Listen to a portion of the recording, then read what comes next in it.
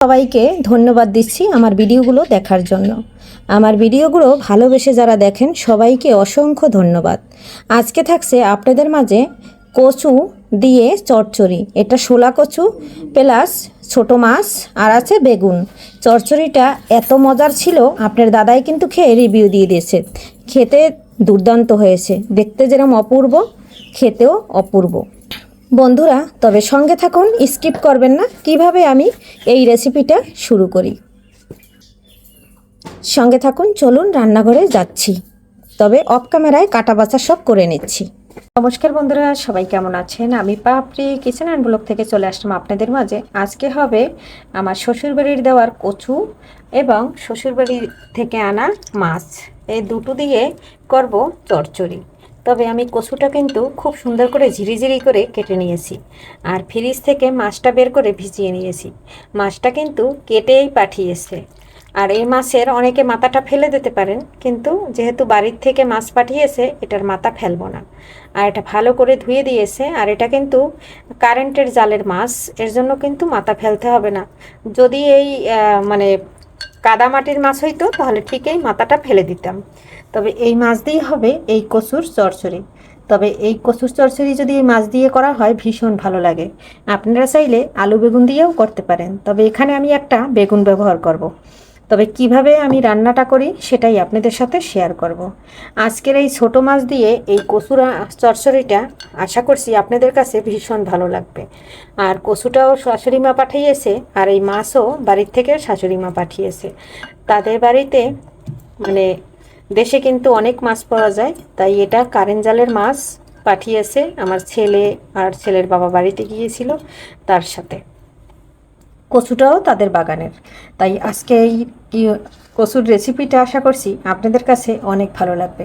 কচু কিন্তু কাটলে পরে কালো হয়ে যায়, কচুতে আছে প্রচুর আয়রন, তাই আমি কেটে ধুয়ে নিয়েছি, তারপরও একটু কালো কালো হয়েছে। এটা কোনো ব্যাপার না, যেহেতু কচুতে অনেক আয়রন আছে। তবে সঙ্গে থাকুন, সাথে থাকুন, রেসিপিটা কিভাবে শুরু করি। মাছটা কিন্তু খুব সুন্দর করে ধুয়ে নিয়েছি, আর এটা কিন্তু টাটকা মাছ না, তাই আমি এই যে রেসিপিটা করব চচ্চড়িটা, মাছটা কিন্তু ভেজে নেব। মাছটা ভাজার জন্য এখানে একটু চালের গুঁড়া দিয়ে দিচ্ছি, যাতে আমার মাছটা না ভেঙে যায়। চালের গুঁড়োটা দিয়ে একটু মেখে নিয়েছি। যেহেতু মাছটা গোপালগঞ্জ থেকে এসেছে, আবার আমি ফ্রিজে রেখেছি, তাই মাছটা কিন্তু অনেক দিন ধরে ফ্রিজে আছে, এর জন্য ভেজে রান্না করব। এখন দিয়ে দিলাম লবণ। বন্ধুরা রান্নাঘরটা একদম ছোট, মানে ভালো করে ক্যামেরাও রাখা যায় না, কিছুই রাখা যায় না। হলুদ দিয়ে দিলাম, একটু মরিচ দিয়ে দিলাম, এটা দিয়ে ভালো করে মেখে নিচ্ছি। লবণও দিয়ে দিচ্ছি, ভালো করে মেখে ভেজে নেব। আর জলটা ভালো করে চিপড়িয়ে নিয়েছি, গরম জল দিয়ে বারবার ধুয়ে নিয়েছি। এখন দিয়ে দিচ্ছি ফ্রাই প্যানে তেল। ফ্রাই প্যানে তেলটা দিয়ে ভেজে নেব। মাছটা কিন্তু আমি একবারে দিচ্ছি না, দুবারে ভেজে নেব। একবারে দিলে অনেকগুলো মাছ তো, একবারে দিলে ভালো হবে না ভাজা। এই যে বন্ধুরা, মাছটা দেওয়ার পরে একটা পাশ ভাজা হইলে আমি আর একটা পাশ দিয়ে দেবো। এই যে একটা পাশ ভাজা হয়ে গেছে। আর একটু চালের গুঁড়া দেওয়ার কারণে মাছটা কিন্তু ভাঙবে না। এটা কিন্তু মাছ ভাজার একটা, যেহেতু মাছের মাথা আছে, এই ভেঙে যাবে বেশি একটা লাড়াচাড়া করলে। এখন কিন্তু যতই বেশি লাড়াচাড়া করবো এটা কিন্তু ভাঙবে না। মাছটা খুব সুন্দর করে ভেজে নেব। তারপরে কচুটা খুব সুন্দর করে কষিয়ে নিয়ে তারপরে কিন্তু আমি চচ্চড়িটা করব একদম আলাদাভাবে। দেখুন বন্ধুরা, মাছটা কিন্তু একদম মুচমুচে হয়ে গেছে ভাজা। আর এখানে কিন্তু অনেকগুলো মাছ, দেখতে বোঝা যায় না, একদম মুচমুচে হয়ে গেছে। নামিয়ে নিচ্ছি। এই যে দেখুন, মাছগুলো উঠিয়ে নিয়েছি, অবশিষ্টগুলো দিয়ে দিচ্ছি। আর কিন্তু তেল লাগবে না, যে তেল আছে সেই তেলেই হয়ে যাবে। মাছ কিন্তু ভাজা আমার হয়ে গেছে। এটাও নামিয়ে নেব। কাঁচামরিচটা দিয়ে দিচ্ছি। কাঁচামরিচ, পেঁয়াজ, রসুন অনেকগুলো কেটে নিয়েছি, এটা দিয়ে দিচ্ছি। অফ ক্যামেরায় একটু কালো জিরে দিয়ে দিয়েছি, হালকা একটু ভেজে নিচ্ছি। এখানে কেটে রাখা কচুটা দিয়ে দিচ্ছি। যেহেতু কচু, এখানে একটু মরিচের গুঁড়া দিয়ে দিচ্ছি হলুদ, ধনে জিরার গুঁড়া দিয়ে ভালো করে নেড়ে তারপর আমি ঢাকনা দিয়ে ঢেকে দেব।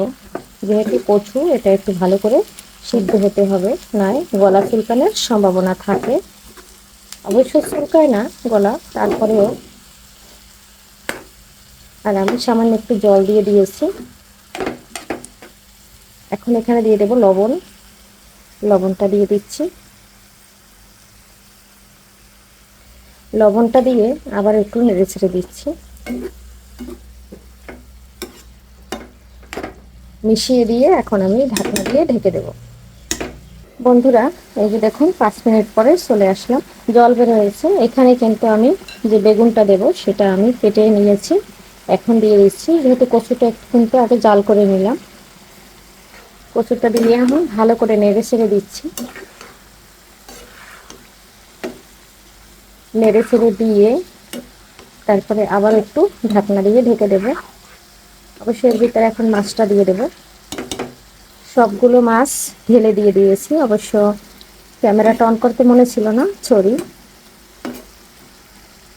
এখন আমি মাছটা উপরে দিয়ে ঢাকনা দিয়ে আবারও 10 মিনিটের জন্য রান্না করে নিচ্ছি। বন্ধুরা, এই যে আবারও 10 মিনিট পরে চলে আসলাম। আমার বেগুন সব কিছু একদম সিদ্ধ হয়ে গেছে। এই পর্যায়ে আমি একটু নেড়ে ছেড়ে দিচ্ছি। আর এখানে দেখুন একদম জল নাই, তেলটা কিন্তু ছেড়ে দিচ্ছে। এই পর্যায়ে দিয়ে দেবো একটু জিরার গুঁড়া আর দিয়ে দেবো ধনেপাতা কুচি। জিরার গুঁড়াটা দিয়ে দিচ্ছি, এখানে ধনেপাতাটা দিয়ে দিচ্ছি। এখন ভালো করে আমি নেড়ে ছেড়ে মিশিয়ে নিচ্ছি। আর আমার সম্পূর্ণ কিন্তু কচু তারপরে বেগুনটা সিদ্ধ হয়ে গেছে। খুব সুন্দর করে কিন্তু তেলটা ছেড়ে দিয়েছে। আপনারা চাইলে আরও একটু বেশি তেল দিতে পারেন। এখানে দিয়ে দিলাম সামান্য একটু চিনি। বন্ধুরা, দেখতেই তো পাচ্ছেন যে কতটা সুন্দর হয়েছে।